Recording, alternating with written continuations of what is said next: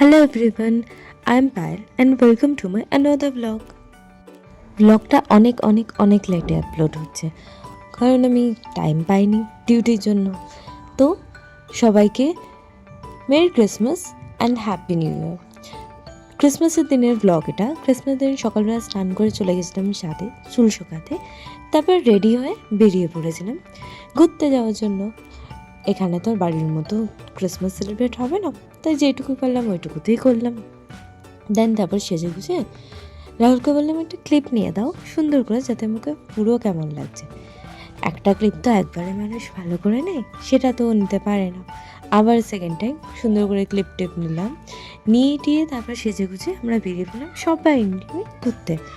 মামাদের সাথে মামা মামি একটা বোন সবাই মিলে একসাথে ঘুরতে যাচ্ছিলাম আমরা চার্চে। এখানে নিয়ারবাই একটা চার্চ আছে, ওখানে হেঁটে হেঁটে প্রথমে আমরা গিয়ে অটো ধরলাম, অটো ধরে দেন চার্চে গেলাম। এটা আমার মা, অবশ্যই জানা এটা একটা মামি। তো সবাই হেঁটে হেঁটে যাচ্ছিলাম, ভিডিওস নিচ্ছিলাম, দেন অটো করে চার্চে পৌঁছলাম।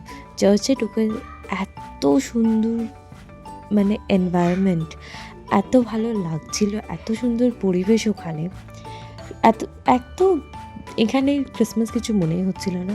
চার্চে গিয়ে সাজানো দেখি, তারপর এত মিউজিক বাজছে, সবাই ডান্স করছে ওখানে, এগুলো দেখে এত ভালো লাগছিল না। আমি তো কতক্ষণ জানি না দাঁড়িয়ে দাঁড়িয়ে সবার ডান্সই দেখছিলাম।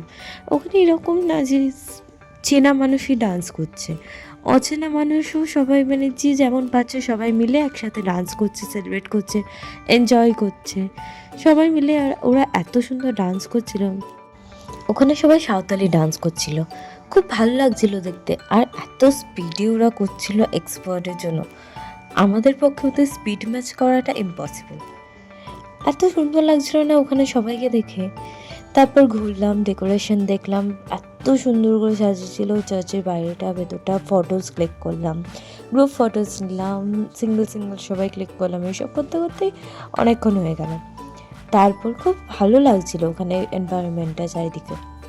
তারপর চার্চের ভেতরে গেলাম, ভেতরে গিয়ে দেখো এখানে কত গিফটস রাখা সবাই, ওগুলো কিন্তু অরিজিনাল না অবশ্য।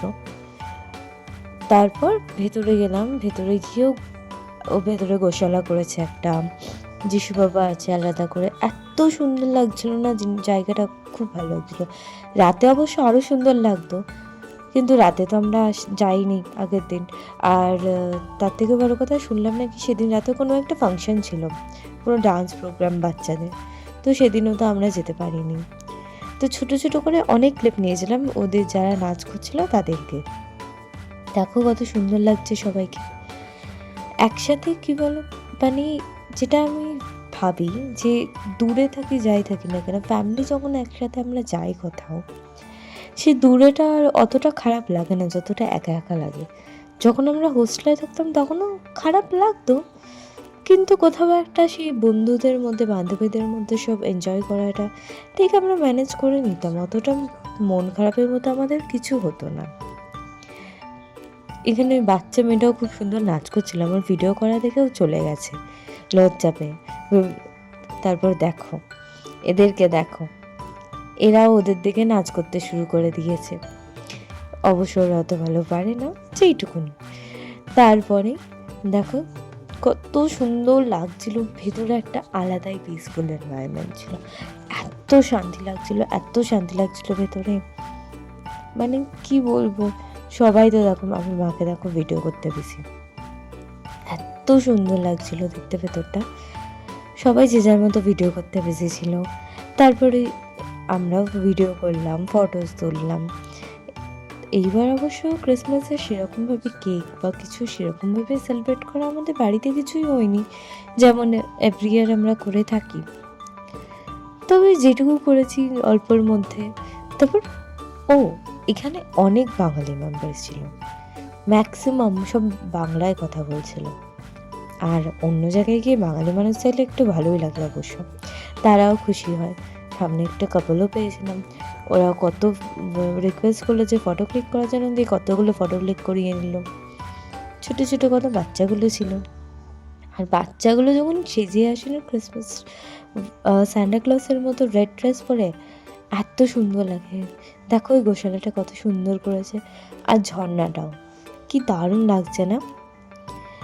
বাড়িটাকে সত্যি মিস করছিলাম, যেহেতু আমাদের কৃষ্ণনগরের মতো অন্য কোথাও আমার ভালো লাগে না। আর এই বাচ্চাটাকে দেখো, এরা হচ্ছে এখনকার জেনারেশনের বাচ্চা। দেখো কি কিউট ওই বেবিটা। আর এই যে সামনে যাকে বললাম এখনকার জেনারেশনের বেবি, ওর বাবার কাছ থেকে দেখো কেউ ফোনটা নিয়ে ভিডিও করে বেড়াচ্ছে সব কিছু। হার্ডলি বাচ্চাটা ঠিকমতো কথাও বলতে পারে না, হার্ডলি 2 ইয়ার্স হবে কিনা, আমি তাও বাচ্চাদের অত আন্দাজ নেই আমার, কিন্তু কথাও বলতে পারে না, তাও দেখো ভিডিও করছে। তারপর চার্চ থেকে ঘুরিয়ে ওখান থেকে আমাদের বাড়ির সামনে একটা পার্ক আছে, দেবীলাল পার্ক, ওখানে ঢুকেছিলাম। ওখানে ঢুকে ঘুরে ফিরে একটু বসে তারপর আমরা বাড়ি গিয়েছিলাম। ওখানে ঢুকে পার্কটা প্রথমবার ঢুকলাম, এর আগে এখনও এসে সময় হয়ে ওঠেনি, অবশ্য ঘোরার সময় হয়নি, তাই ঘুরে ফিরে তারপরে একটু ভিডিওস বানালাম, বানিয়ে টানিয়ে তারপরে ইয়ে করলাম। এরকম ছোটোখাটোর মধ্যে দিয়ে তারপর বাড়ি চলে গিয়েছিলাম আমরা। এরকম ছোটোখাটো জিনিসের মধ্যে দিয়েই আমাদের ক্রিসমাসটা গেল। যতটা পারলাম এনজয় করলাম সবাই মিলে আর কি। আর প্লিজ প্লিজ প্লিজ তোমরা লাইক শেয়ার কমেন্ট করো আমার ভিডিওসে, আর প্লিজ বলো কোথায় কি ভুল হচ্ছে না হচ্ছে, কোথায় কি ইমপ্রুভ করতে হবে। প্লিজ আমার চ্যানেলটা সাবস্ক্রাইব করে দাও, আর প্লিজ সবাই পাশে দেখো, আর প্লিজ লাইক শেয়ার কমেন্ট করে দাও আমার ভিডিওসগুলোতে প্লিজ। তারপর আমরা আর কিছু না, সোজা বাড়ি আসলাম। ও হ্যাঁ, আসার পথে একবার বাজারে ঢুকলাম, কিছু খেয়েটে তারপর আমরা সবাই বাড়ি চলে এসেছিলাম। প্লিজ আজকেরটা ভিডিওটা এই পর্যন্ত। প্লিজ প্লিজ প্লিজ প্লিজ তোমরা লাইক শেয়ার কমেন্ট করো, প্লিজ সাবস্ক্রাইব করো আমার চ্যানেলটাকে, প্লিজ পাশে থাকো এবং জানাও কোথায় কি ভুল হচ্ছে। আমি জানি অনেক ভুল হচ্ছে অবশ্য, আর কোথায় কি ভুল হচ্ছে। আর হ্যাঁ, আরেকটা কথা, আমার ভিডিওসগুলোতে না মিউজিকের জন্য কপিরাইট করছে, তো প্লিজ কারোর কাছে সলিউশন জানা থাকলে বলো যে কপিরাইট ইস্যুটা এড়াতে আমি কী ধরনের ব্যাকগ্রাউন্ড মিউজিক করবো। Thank you.